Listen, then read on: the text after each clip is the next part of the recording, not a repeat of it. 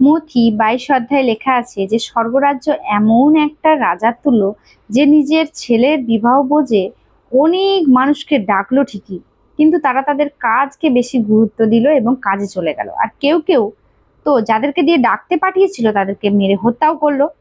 কিন্তু রাজা তখন কি করলো, সেই মানুষদেরকে ধ্বংস করলো এবং বলল, মরে মরে যাকে পাও তাকে ধরে নিয়ে আসো এবং আমার রাজবাটিকে, অর্থাৎ আমার এই বিবাহ ভোজ যেহেতু প্রস্তুত, এটাকে পরিপূর্ণ করো। আর অতিথিতে পরিপূর্ণ হলো।